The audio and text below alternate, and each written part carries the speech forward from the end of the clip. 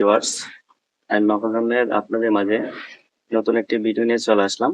ভিডিওটার প্রসঙ্গটা হলো রায়হান রাফি টেলিভিশন শোতে এসে তুফান সিনেমা 2 নিয়ে কি বললেন, তুফান মুভি 2 নিয়ে কি বললেন, যে তুফান সিনেমা কবে হচ্ছে বা কি।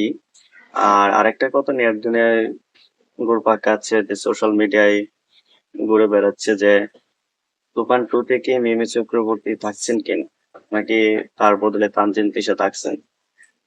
তো আমি এটাই বলবো, রায়হান রাফি কিন্তু সেই বিষয়ে এখনো খোলাখুলি কিছু বলেননি। রায়হান রাফি এটাই বললেন, তুফান 2 হবে অনেক ধামাকা, সেটা আপনারা জানেন। রায়হান রাফি সবসময় চেষ্টা করে যে এখন এই মুভিটা এরকম বানিয়েছে তার থেকে আরো বেটার করার জন্য, সেটাই। তো তুফান এমন একটা সিনেমা যা বাংলাদেশে তুফান 2 এর জন্য মানুষ অপেক্ষা করতেছে। বাংলাদেশে এমন কোনো সিনেমা বের হয়নি যে তুফান 2 এর জন্য অপেক্ষা বা কোনো সিনেমার জন্য অপেক্ষা করা হচ্ছে, কিন্তু সবাই তুফান 2 এর জন্য অপেক্ষা করতেছে। তো রায়হান রাফি এটাই বললো। আর আমি একটা কথা বলবো, যেহেতু বাংলাদেশের আর ভারতে একটা সমস্যা চলতেছে, সেই কারণে কিন্তু তুফান সিনেমার শুটিংটা শুরু হতে একটু লেটই হবে, কারণ সেই সিনেমাটা ইন্ডিয়াতেই করতে হবে। কারণ ভালো করে ধামাকা অ্যাকশন সিনেমা বানাতে গেলে, কারণ আপনারা জানেন যে আমাদের বাংলাদেশে এরকম ইন্ডাস্ট্রিয়াল কিছু নেই যে এরকম ধামাকা বানাবে। হয়তো সিনেমা বানানোর সবকিছু আছে, কিন্তু অ্যাকশন সিনেমা বানাতে গেলে সেটা, এই কথাটা মানতেই হবে ভারতের। সেখানে ওরা সিনেমা প্রেমী মানুষ, কারণ ওনাদের এখানে সিনেমা সবকিছুই পাওয়া যায়। যা কাজ কাজ করতে টেকনিশিয়ান, ভালো টেকনিশিয়ান, ভালো ক্যামেরা, সবকিছু প্রয়োজনে কিন্তু ভারতে সেটা পাওয়া যায়। তো আমি সেটাই বলবো, তাই লেট হতে পারে সিনেমার টু, মানে তুফান 2 সিনেমাটা শুটিংটা শুরু হতে, এটা অবশ্যই লেট হবে। তো আমি চাই সবকিছু তাড়াতাড়ি ঠিক হয়ে যাক, ঠিক হয়ে যাওয়ার পর সেটা সিনেমার শুটিং শুরু হোক। এই সবকিছু ঠিকঠাক হয়ে যাওয়ার পর সিনেমাটা যেন, তুফান সিনেমা 2 টা যেন অনেক দারুণ হয়, সেটা আমি চাই। তো সবকিছু ঠিকঠাক হয়ে ভালো প্রিপারেশন নিয়ে তুফান 2 বানানো হোক, এটা আমিও চাই। তো যদি এই ইন্ডিয়ার যে সমস্যাটা যদি আমার বাংলাদেশের সাথে সবকিছু হয়ে যায়, অবশ্যই আশা করি মিমি চক্রবর্তী তখন তৃতীয় থাকবে।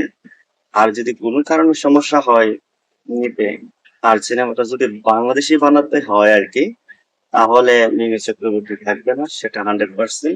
সেখানে বাংলাদেশের তানজিম তিশা থাকতে পারে, নয়তো অন্য কেউ থাকতে পারে, সেটাই স্বাভাবিক। কারণ যদি সেই বাংলাদেশে ভারত সম্পর্কটা আগের মতো না হয় মধুর, তাহলে মিমি চক্রবর্তী থাকতে পারবে না, সেটাই স্বাভাবিক। বাংলাদেশের এই কোনো নায়িকা নিতে হবে সেখানে। তো তারপর কেমন হবে জানি না, অবশ্যই রায়হান রাফি চেষ্টা করে সবকিছু বেস্ট নিয়ে কাজ করার জন্য। আর আমিও চাইবো সিনেমাটা যেন বেস্ট ভাবে তৈরি হয়, তুফান থেকে তুফান 2 যেন হাজার গুণে অনেক বেশি ভালো হয়।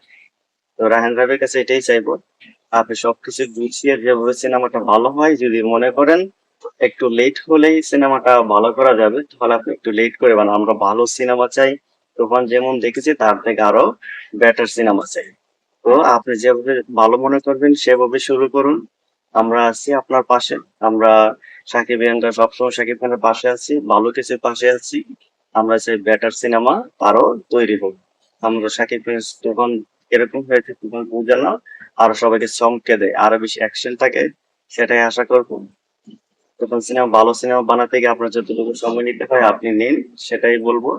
আর বলবো সবাইকে আপনারা একটু ধৈর্য ধরুন। সবাই সাকিব খানদেরকে বলবো আপনারা একটু ধৈর্য ধরুন, ভালো সিনেমা বানাতে গেলে একটা সময় অবশ্যই লাগে, সেই ধৈর্যটা অবশ্যই থাকতে হবে।